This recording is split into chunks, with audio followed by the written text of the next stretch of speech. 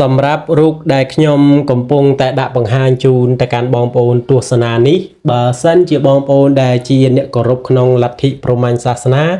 បងប្អូនច្បាស់ជាយល់ថារូបនេះជារូបរបស់ព្រះព្រហ្មដែលជាអាទិទេពដែលមានព្រះកិត្តិនាមល្បីល្បាញព្រោះយើងដឹងថាអាទិទេពដែលធំនៅក្នុងលទ្ធិព្រហ្មញ្ញសាសនាគឺមាន3ក្នុង3នឹងគឺមានព្រះព្រហ្មមួយពុកម៉ែបងប្អូនដែលមានព្រះកិត្តិនាមល្បីល្បាញដែលមានតួនាទីផ្នែកខាងរក្សាលោករីឯព្រះវិស្ណុគឺខាងបង្កើតលោករីឯព្រះសិវៈជាអ្នកដែលបំផ្លាញលោកដូច្នេះហើយបងប្អូនច្បាស់ជាគិតថាព្រះព្រហ្មហើយពុកម៉ែបងប្អូនប៉ុន្តែបើសិនជាបងប្អូនអ្នកដែលគោរពក្នុងលទ្ធិព្រះពុទ្ធសាសនាមហាយានបងប្អូនច្បាស់ជាឃើញថារូបនេះជារូបរបស់ព្រះពោធិសត្វមញ្ជូស្រីឬក៏ប្រាជ្ញាបារមីតាអីជាដើមណា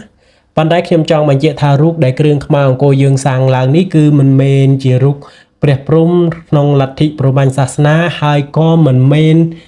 ព្រះពោធិសត្វមញ្ជូស្រីឬក៏ប្រាជ្ញាបារមីតាឡើយរូបនេះគឺជារូបពាក្យការព្រហ្មពាក្យការព្រហ្មសពថ្ងៃលោកគឺជាព្រះអរិយបុគ្គលថ្នាក់ជាន់ខ្ពស់ដែលលោកគង់នៅសភាវៈព្រហ្មពុកម៉ែបងប្អូនហើយបងប្អូនខ្លះអាចនឹងស្គាល់ពនាមរបស់លោកបងប្អូនខ្លះអាចនឹងមិនស្គាល់តើពាក្យការព្រហ្មនេះជានរណាពាក្យការព្រហ្មបើយើងនិយាយឲ្យសង្ខេបបន្តិចពុកម៉ែបងប្អូនពាក្យការព្រហ្មគឺជាព្រះព្រហ្មដែលគង់នៅឋានព្រហ្មនឹងឯងពុកម៉ែបងប្អូនប៉ុន្តែមានគំនិតទស្សនៈថា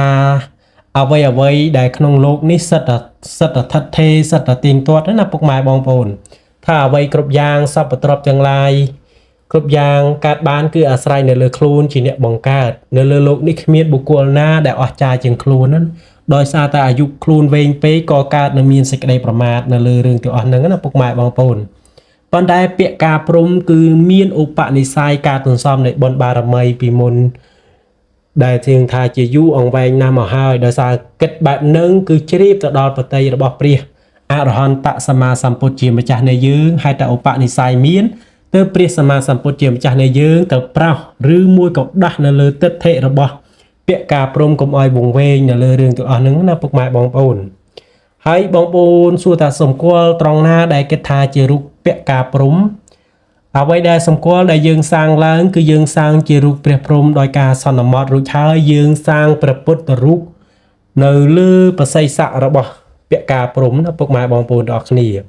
បងប្អូនអាចសង្កេតមើលរូបព្រះសម្មាសម្ពុទ្ធទូចនៅលើប្រកេះរបស់ពាក្យការព្រហ្មបានដែលយើងសាងឡើងដោយសារតែយើងសាងបែបនេះហើយតែយើងឧទ្ទិសទៅដល់ពាក្យការព្រហ្មតែម្ដងដោយសារតែពាក្យការព្រហ្មសពថ្ងៃលោកគឺជាព្រះអរិយបុគ្គលថ្នាក់ជាន់ខ្ពស់ដូច្នេះការបងប្អូនដែលជាអ្នកគោរពក្នុងព្រះពុទ្ធសាសនានិកាយថេរវាទបងប្អូនអាចយកទៅគោរពយកទៅថែរក្សាបានដោយសារតែទី1បូជាចំពោះពាក្យការព្រហ្មទី2បូជាចំពោះព្រះអរិយបុគ្គលដែលមានព្រះអរហន្តសម្មាសម្ពុទ្ធជាម្ចាស់ជាដើមហើយសម្រាប់ការសាងរូបនេះឡើងដែរគឺគ្រឿងខ្មៅអង្គរខ្ញុំផ្ទាល់